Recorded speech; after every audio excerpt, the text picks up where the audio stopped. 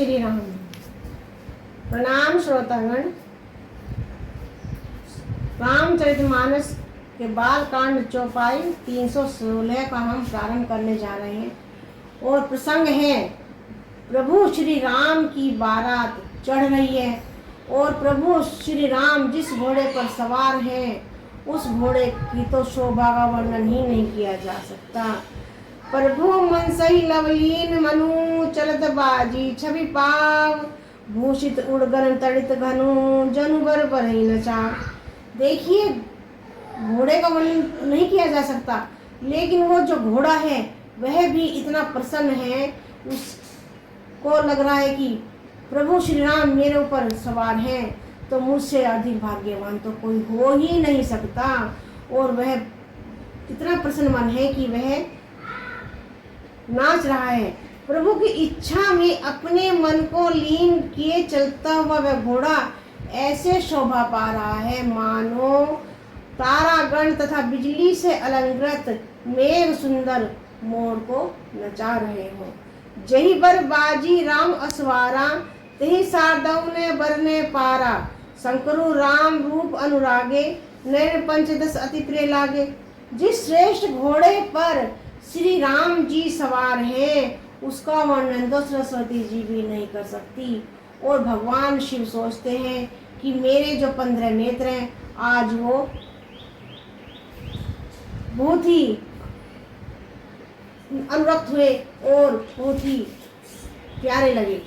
हरिहित सहित रामु जब जही जाए रमा समेत रमापति मोहे निरखी राम छवि विधि हर्षाने आठई नयन जानी पछितानी। भगवान विष्णु ने जब प्रेम सहित श्री रामचंद्र जी को देखा तब में रमणीयता की मूर्ति श्री राम लक्ष्मी जी के पति श्री लक्ष्मी जी सहित मोहित हो गए। देखिए, इतना सुंदर रूप था भगवान राम का और घोड़े का भी कि जब विष्णु भगवान ने लक्ष्मीपति ने उन्हें देखा लक्ष्मी जी सहित तो वे उन पर ही मोहित हो गए। श्री रामचंद्र जी की शोभा देखकर ब्रह्मा जी बड़े प्रसन्न हुए पर अपने 8 नेत्र जानकर पछताने लगे। सोचने लगी मेरे नेत्र और अधिक होते, ब्रह्मा जी सोच रहे हैं मेरे नेत्र अधिक होते तो उतनी ही मैं अपने मन को इनकी शोभा देकर व्यक्त कर लेता। और भगवान शिव तो प्रसन्न है कि मेरे 15 नेत्र हैं जिनसे मैं भगवान राम को निहार रहा हूँ। सुसैनक और बहुत उचाऊ विधि दे देवड़ लोचन लाहू रामय चित सुरेश सुजाना गौतम श्राप परम हित माना। देवताओं के सेनापति स्वामी कार्तिक के हृदय में बड़ा उत्साह है क्योंकि वे ब्रह्मा जी से जोड़े अर्थात 12 नेत्रों से राम का दर्शन कर रहे हैं। सुजान इंद्र अपने 1000 नेत्रों से श्री रामचंद्र जी को देख रहे हैं और गौतम जी के शाप को अपने लिए परम हितकर मान रहे हैं।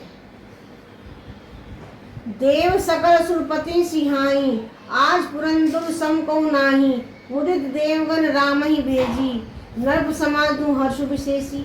सभी देवता देवराज इंद्र से ईर्ष्या कर रहे हैं और कह रहे हैं कि आज इंद्र के समान भाग्यवान दूसरा कोई नहीं है।